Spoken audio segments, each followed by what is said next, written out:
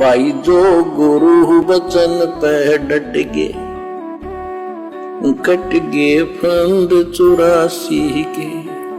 अन्य कारण, एक और कारण बताया गुरुदेव भगवान ने। हजरत आदम की जीवनी में लिखा है कि उसकी पत्नी हवा प्रत्येक बार 2 जुड़वा बच्चों को जन्म देती थी, जिनमें एक लड़का और एक लड़की होती थी। वे एक बार साथ जन्मे लड़का लड़की भाई बहन माने जाते थे, दूसरी बार जन्मे लड़का लड़की भाई बहन माने जाते थे। उनका विवाह एक दूसरे की बहन से कर दिया जाता था, यानी प्रथम जन्मी लड़की का दूसरे जन्मे लड़के से विवाह किया जाता था तथा दूसरे जन्म की लड़की का विवाह प्रथम जन्मे लड़के से किया जाता था। यह प्रथा विवाह की चली। वास्तव में यह तो बहन भाई का रिश्ता है। मुसलमान धर्म में माता से जन्मे लड़के लड़की यानी भाई बहन का विवाह नहीं होता, चाचे ताऊ की लड़कियों से होता है। वर्तमान में अन्य दूर के परिवारों में रिश्ता होने लगा है, लेकिन चाचा ताऊ में भी विवाह होता है। परिस्थितियां अपने अनुकूल चलाती हैं। यानी गुरुदेव भगवान ने इसको बुरा नहीं माना है, क्योंकि भाई ये परिस्थितियां ही ऐसी बन गई थी जिस कारण से इन लोगों को आपस में शादियां करनी पड़ी। अब गुरुदेव भगवान एक उदाहरण और दे रहे हैं कि इस प्रकार की एक परंपरा राजस्थान के जोधपुर शहर के पाली जिले में भी पड़ी हुई है। कारण क्या था? राजस्थान प्रांत भारत में पाली जिला जोधपुर जिला की एक जाति के व्यक्तियों में अपनी मामा व बुआ की लड़कियों से विवाह का प्रचलन है। वे अपनी लड़की उसको देते हैं जो अपनी लड़की उनके बेटे से विवाह दे। अब भाई और बहनों, हम राजस्थान के रहने वाले, पाली के निकट के रहने वाले और पाली के भी जितने लोग हैं जो भगत भाई बहन हैं, उनको भी इन बातों का नहीं पता होगा। फिर सतगुरु रामपाल जी कैसे बता रहे हैं? क्योंकि अल्लाह कबीर है, पूरी सृष्टि में इनसे कुछ भी छुपा नहीं है। राई जितना दाना भी इनसे नहीं छुप सकता। ये परमात्मा सबका इतिहास जानता है। कारण क्या बताया गुरुदेव ने? काल के दूत नकली एक कबीर पंथी संत ने लगभग 200 वर्ष पहले प्रचार प्रारंभ किया था। उसने उन लोगों को अपनी पहले वाली पूजा छोड़ने को कहा, विष्णु जी की पूजा करने की प्रेरणा की।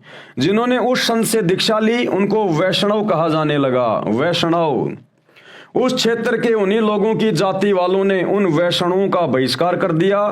उनके बच्चों का विवाह भी अपनी कौम में करना बंद कर दिया। तब वैष्णवों के सामने मुसीबत खड़ी हो गई। उन्होंने अपनी बुआ तथा मामा की लड़कियों से विवाह करना पड़ा, जो रिश्ते में बहन होती है। आटा साटा करना शुरू कर दिया, यानी अदला बदली करने लगे। अपनी लड़की का बुआ के लड़के से तब विवाह करते हैं जब बुआ अपनी लड़की का विवाह उनके लड़के से यानी भाई के लड़के से कर देती है या वायदा कर लेती है। नकली गुरु ने कबीर जी के नाम से साधना भी आधी अधूरी यानी काल वाली बताई। ऊपर से दुर्गति और करवा दी, जो वर्तमान तक परेशानी का सामना कर रहे हैं। ऐसी परंपरा मजबूरी की देन होती है। वक्त गुजर जाने के बाद यानी लंबा समय बीत जाने के बाद फिर कोई गलानी नहीं रहती, यानी कोई शर्मा-शर्मी, कोई दुख नहीं रहता, क्योंकि सब उसी परंपरा का निर्वाह कर रहे होते हैं। भगत जन समाज की मर्यादा से अधिक आत्म कल्याण को महत्व दिया करते हैं, जो समाज के लोगों के साथ विवाद का कारण सदा से बनता आया है। गुरुदेव रामपाल भगवान से निवेदन है कि जब हम मुसलमान धर्म के प्रचारकों मौलानाओं से ज्ञान चर्चा करते हैं तो वे जो प्रश्न करते हैं उनका हम ठीक से जवाब नहीं दे पाते। कृपया आप हमें निर्देश करें कि हम उनके प्रश्नों का क्या जवाब दें। तो गुरुदेव ने कहा, भाई क्या प्रश्न है? तो प्रश्न इस प्रकार है। प्रश्न, यदि बाखबर हजरत मोहम्मद सल्लल्लाहु नहीं है तो संत रामपाल जी महाराज, जो कि एक गैर मुस्लिम यानी दूसरे धर्म से संबंधित शख्स है, किस प्रकार बाखबर साबित होते हैं? यानी मुसलमान धर्म के मुल्ला मौलवी काजी अन्य लोग जब उनके साथ में ज्ञान चर्चा होती है तो वो कहते हैं, भैया यदि हमारे नबी हजरत मोहम्मद बाखबर नहीं है तो संत रामपाल जी तुम्हारे गुरु जी कैसे बाखबर हो गए? वो तो मुसलमान धर्म से भी नहीं है। और हजरत मोहम्मद सल्लल्लाहु क्या थे और क्यों इस जहान में आए? कृपया करके स्पष्ट करें। सतगुरु रामपाल जी, आप उनके प्रश्नों का इस प्रकार जवाब दें। अब उत्तर दे रहे हैं गुरुदेव। जब आप जी को सृष्टि यानी कायनात की रचना की संपूर्ण जानकारी होगी तब इस प्रश्न का उत्तर समझ आएगा। यानी गुरुदेव कह रहे हैं कि सबसे पहले किसी भी धर्म के व्यक्ति को यदि समझाते हो तो उसको सृष्टि रचना समझाने का प्रयास करो। जब तक वो मेन जड़ को नहीं समझेगा तब तक वो अपने धर्म ग्रंथों को नहीं समझ पाएगा। तो सबसे पहले तो उनको सृष्टि रचना समझाने का प्रयास करो, तब इस प्रश्न का उत्तर समझ आएगा। अपने द्वारा पैदा की गई कायनात यानी सृष्टि की यथार्थ जानकारी सृष्टि का सृजन करता ही बता सकता है। तो वर्तमान में कौन बता रहा भाई? वर्तमान में पूरे विश्व में सृष्टि रचना की जानकारी किसने दी? सतगुरु रामपाल जी ने। और गुरुदेव क्या कह रहे हैं कि अपने द्वारा रची गई कायनात यानी सृष्टि की जानकारी सृष्टि को रचने वाला खुद ही दे सकता है। तो कौन हुए सतगुरु रामपाल जी? स्वयं अल्लाह कबीर। अपने द्वारा पैदा की गई कायनात यानी सृष्टि की यथार्थ जानकारी सृष्टि का सृजन करता ही बता सकता है। इस विषय में गुरुदेव का एक छोटा सा 1.5 मिनट का सत्संग सुनिएगा। तो इससे सिद्ध है कि ना वेद कंप्लीट ज्ञान रखते हैं उस परमात्मा के पाने का। उसके लिए ऑप्शन छोड़ दिया कि उसको तो तत्वदर्शी संत ही बताएंगे। तो परमेश्वर कबीर देव जी 600 वर्ष पहले कहा करते थे, वेद मेरा भेद है, मैं मिलूं वेदन से नाही, और जौन वेद से मैं मिलूं। ये वेद जानते नहीं, ये चारों वेद मेरी महिमा गाते हैं, लेकिन इन वेदों में मेरे पाने का विधान नहीं, संविधान नहीं, कोई ज्ञान नहीं, मंत्र नहीं।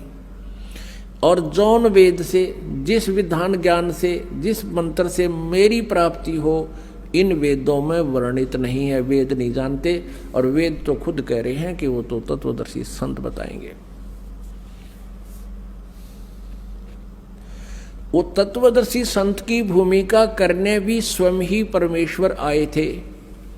ना जीव तत्वदर्शी नहीं हो सकता, अध्यात्म ज्ञान से जीव परिचित नहीं हो सकता भगवान की रची सृष्टि को। और जीव उससे उत्पन्न प्राणी कैसे बता देगा? ये ब्रह्म भी, ब्रह्मा विष्णु महेश भी, और दुर्गा भी, ये सभी देवता भी, और यो काल भी, ब्रह्म भी और परब्रह्म भी, ये सब उस परमात्मा से उत्पन्न है। तो परमात्मा के द्वारा उत्पन्न की गई सृष्टि को उसके बालक नहीं बता सकते, संतान नहीं बता सकती, तो पिता ही बतावे। पढ़ें सृष्टि रचना इसी पुस्तक के पेज नंबर 183 पर। संक्षेप में उत्तर इस प्रकार है, हजरत मोहम्मद नबी जी को तो अल्लाह प्रभु के दर्शन भी नहीं हुए, पर्दे के पीछे से वार्ता हुई। यानी शैतान किसी के सामने नहीं आता, उसने पर्दे के पीछे से हजरत मोहम्मद को जो है आदेश दिया था। 3 साधना करने को कहा, रोजा यानी व्रत, नमाज तथा अजान यानी बंग देना। वह आदेश पूरे मुसलमान समाज को बताया गया, जिसका पालन मुसलमान कर रहे हैं। एक बात विशेष विचारणीय है कि जिन नेक आत्माओं को अल्लाह ताला यानी कादिर अल्लाह सत्य पुरुष प्रत्यक्ष मिला है, उनको अपने साथ ऊपर अपने निवास स्थान यानी सतलोक, जिसे गीता अध्याय 18 श्लोक 62 में शाश्वत स्थान यानी सदा रहने वाला जो कभी नष्ट नहीं होता यानी अमरलोक कहा है, उसमें लेकर गया है। अरे वो पूर्ण अल्लाह, कादिर अल्लाह, अल्लाह कबीर, वो जिन जिन आत्माओं को मिला है और जिन आत्माओं को उन्होंने नुबुवत प्रदान की है, तत्वदर्शिता प्रदान की है, अपना गवाह बनाया है, उन आत्माओं को वो कादिर अल्लाह धरती पर मानव शरीर में संत रूप में, जिंदा बाबा रूप में स्वयं प्रकट होकर उनकी आत्मा को अपने साथ ऊपर सतलोक में लेकर गया और वहां जाकर उनको हर प्रकार से परिचित करवाया, सारी जानकारी दी, उनका ज्ञान योग खोला और फिर उन आत्माओं को नीचे छोड़ता है। फिर वे आत्माएं अल्लाह के नबी कहलाती हैं, समर्थ अल्लाह के नबी। तो हजरत मोहम्मद जी तो शैतान के नबी थे, अल्लाह अकबर के नबी नहीं थे, क्योंकि हजरत मोहम्मद जी अपनी जीवनी में खुद लिख रहे हैं कि जब मैं गया अल्लाह के पास तो वहां पर अल्लाह ने पर्दे के पीछे से मेरे को रोजा बंग और नमाज करने का आदेश दिया, पर्दे के पीछे से। तो भैया वो सत्य पुरुष नहीं था, वो सुप्रीम गॉड नहीं था, वो शैतान था। जबकि सुप्रीम गॉड कबीर अल्लाह तो आत्माओं को अपने साथ लेकर जाता है, अपने लोक में उनको दर्शन देता है, हर प्रकार से समझाता है उनको, फिर उनको नीचे छोड़ता है। फिर वे आत्माएं अपने अल्लाह कबीर सत्य पुरुष कबीर जी के ज्ञान का जो है प्रचार प्रसार करते हैं। वो होते हैं अल्लाह के नबी, अल्लाह के रसूल, अल्लाह के पैगंबर, जिनमें आदरणीय धर्मदास जी, आदरणीय गरीबदास जी, आदरणीय नानक जी, आदरणीय दादू जी, आदरणीय गीसा संत जी, ये थे रियल पैगंबर, रियल नबी, रियल रसूल उस अल्लाह कबीर के। तो हजरत मोहम्मद जी तो शैतान के नबी थे, शैतान के पैगंबर। जो गुरु बचन पे डट के कट गए फंद 84 के, कट गए फंद 84 के, कट गए फंद 84 के।